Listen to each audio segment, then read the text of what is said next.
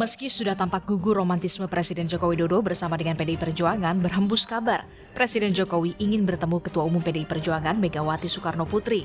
Namun, pihak istana kemudian lekas menepis isu rencana pertemuan keduanya. Dengan narasi yang dikembangkan seolah-olah ada permintaan dari Bapak Presiden untuk bertemu, apalagi dihubungkan dengan pemilu 2024, itu sama sekali tidak benar. Dan itu saya kira sudah dikonfirmasi juga oleh Sekretaris Jenderal PDI Perjuangan Mas Hasto, yang juga mengatakan tidak benar ada permintaan untuk pertemuan. Kabar rencana pertemuan Jokowi dengan sang Ketua Umum PDIP ternyata juga belum terkonfirmasi oleh Capres nomor urut 3 Ganjar Pranowo. Ganjar bilang belum tahu soal ini. Mas, terkait ada belum tahu saya belum tahu. Lain dengan Ganjar, Ketua DPP PDI Perjuangan Puan Maharani saat berada di Sumeneb justru menyinggung soal politik itu ada etikanya. Puan sebut yang bersama kita 10 tahun saja akhirnya bisa pergi. 10 tahun sama kita aja, akhirnya pergi juga kok gak sama kita.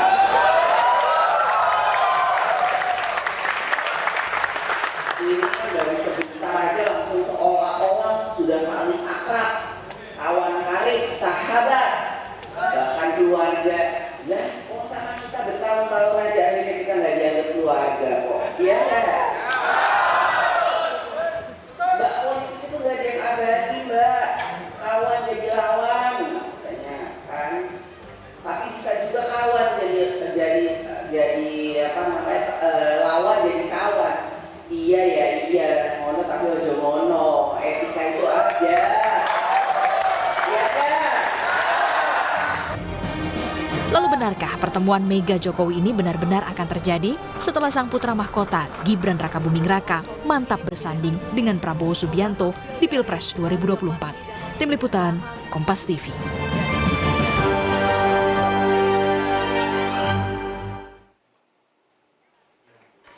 Di tengah isu keretakan Jokowi Mega, benarkah pertemuan Mega Jokowi akan benar-benar terjadi, benar-benar akan terrealisasi? Tengah juga semakin panasnya atau semakin sengitnya Pilpres 2024, kita akan bahas bersama dengan dosen ilmu politik Universitas Paramadina Ahmad Hoirul Umam. Selamat sore, Mas Umam. Selamat sore, Bapak Hidof. Mas Umam, langsung saja ke pertanyaan pertama saya. Benarkah ini bakal terjadi, seberapa realistiskah soal pertemuan Jokowi Mega ini? Mengingat kalau kita lihat kan selama ini kan kalau misalnya dibilang hubungan Jokowi Mega ini endgame. Atau kalau ibaratnya kalau rumah tangga udah talak 3 lah, udah gak mungkin lagi. Mungkinkah sebenarnya akan ada pertemuan antara Jokowi Mega? Ya, kalau diibaratkan talak 3, memang kemungkinannya kecil. Tetapi terlepas dari itu, memang pertemuan antara Presiden Jokowi dan juga Ketua Umum PDIP Megawati Soekarno Putri memang menjadi hal yang cukup penting dan relevan. Karena setidaknya pertemuan itu bisa mengklarifikasi, bisa sekaligus menjadi titik rekonsiliasi baru supaya kemudian tercipta sebuah proses konsolidasi kekuatan yang lebih masif jelang Pilpres yang akan datang. Tetapi kalau misalnya kita merujuk pada dinamika konflik yang terjadi, pada komunikasi-komunikasi dari para elit partai, termasuk juga di lingkaran istana, memang tampaknya cukup kecil bisa terjadi pertemuan antara Pak Jokowi dan juga Bu Mega itu. Bahkan kalau misal kita merujuk pada pengalaman konflik yang selama ini melibatkan Bu Mega, biasanya butuh waktu yang cukup panjang.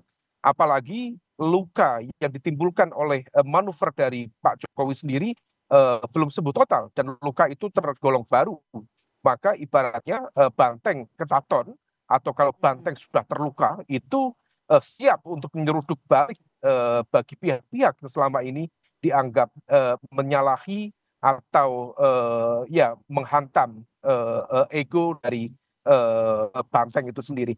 Kalau selama ini Mbak, setidaknya titik kulminasi itu ada di 2 hal. Pertama ya, ketika kemarin Pak Jokowi semakin vulgar menunjukkan keberpihakannya pada kubu 02, pasangan Prabowo Gibran dengan menemui para elit pimpinan partai pengusung Prabowo Gibran.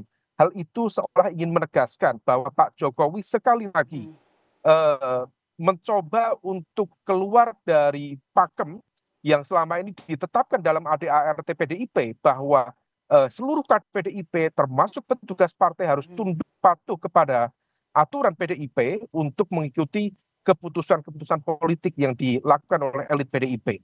Kalau PDIP dukung Ganjar Mahfud, maka seyogyanya mendukung yang sama. Maka memberikan dukungan secara terbuka kepada 02 dalam konteks internal PDIP adalah sebuah bentuk pembangkangan secara terbuka. Nah, kemudian yang kedua, ketika Pak Jokowi sendiri memilih untuk melakukan lawatan politik ke sejumlah negara di kawasan Asia Tenggara dan kemudian memilih absen atau mangkir dari acara HUT PDIP yang ke-51 kemarin, sebenarnya itu juga bentuk penegasan secara bahwa Pak Jokowi tidak lagi mau menjadi petugas partai, tetapi ingin mengidentifikasikan diri sebagai petugas negara. Maka dua hal itu setidaknya sudah cukup menjadi sebuah alasan bagi PDIP yang kemudian merasa terluka. Banteng Ketaton itu kemudian terrefleksikan dalam statement dari Mbak Puan tadi di Madura yang menyatakan Mas Umam, kalau melihat itu sejarahnya ya, ibaratnya kalau luka PDIP dengan Jokowi itu kan lukanya masih basah lah sekarang ini. Tapi kalau kita lihat juga sejarahnya, tadi kan Mas Umam sempat bilang Banteng kalau udah marah ada risikonya begitu ya. Kalau dengan Demokrat, dengan SBY kala itu kan juga sempat melunak nih. Apakah ada kemungkinan PDIP, Ibu Mega juga akan melunak dengan Pak Jokowi? Ya, tentu segala kemungkinan berpotensi terjadi. Karena bagaimanapun juga dalam politics, it's all about possibilities. Tetapi memang kalau misalnya kita merujuk dalam konteks relasi antara Bu Mega dengan Pak SBY misalnya, atau antara PDIP dengan Demokrat misalnya, memang dibutuhkan waktu. Membutuhkan waktu untuk menyembuhkan luka-luka itu, dan kemudian di saat yang sama yang terpenting adalah bagaimana komunikator politik terdepan dari masing-masing pihak betul-betul mampu bekerja secara optimal untuk menciptakan ruang negosiasi, ruang kompromi, baik secara idealisme maupun secara kalkulasi kepentingan. Jadi Anda bilang perlu mentor begitu ya, komunikator atau mentor begitu ya?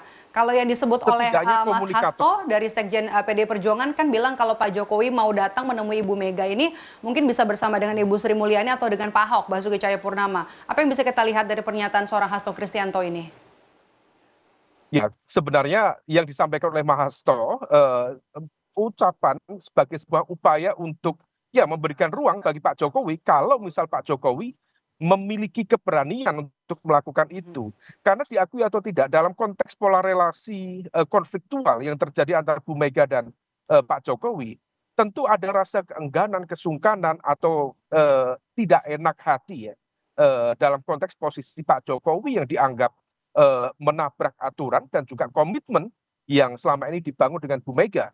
Maka statement dari Mas Hasto itu sebenarnya adalah sebuah tantangan terbuka kepada Pak Jokowi.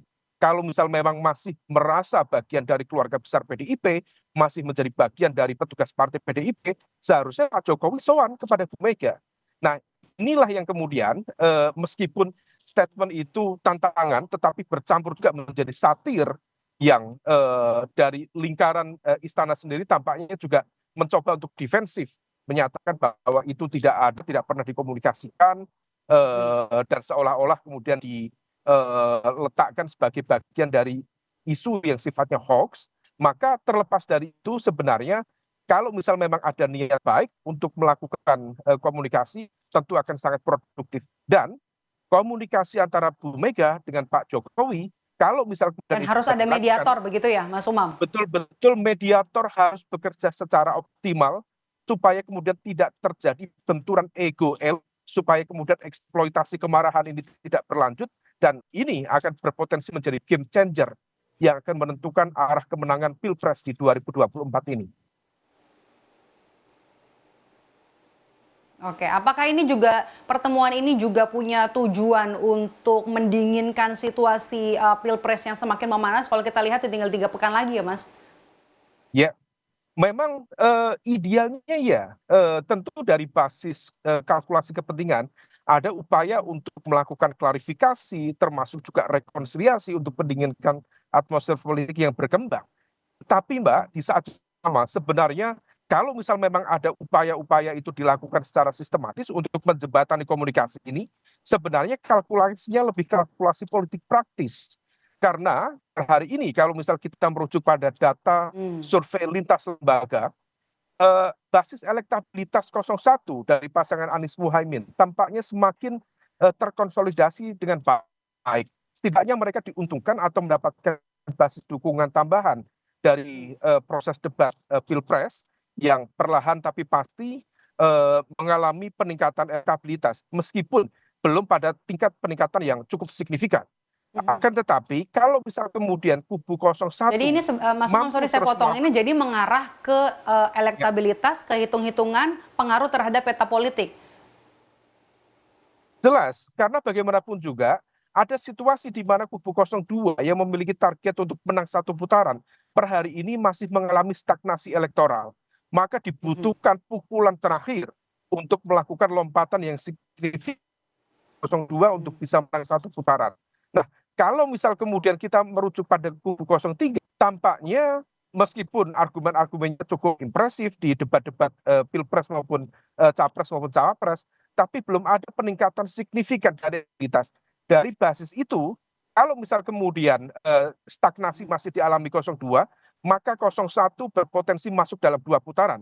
Kalau di 2 putaran, di putaran kedua adalah 01 dan 02, maka restu politik dari Bu Mega dan PDIP akan sangat menentukan siapa kemudian nanti akan menang di Pilpres putaran kedua 2024 ini. Saya pikir itulah yang kemudian menjadi titik uji kepentingan mengapa urgensi pertemuan antara Presiden Jokowi dan juga Ketua Umum PDIP Bu Megawati menjadi penting, relevan, dan fundamental.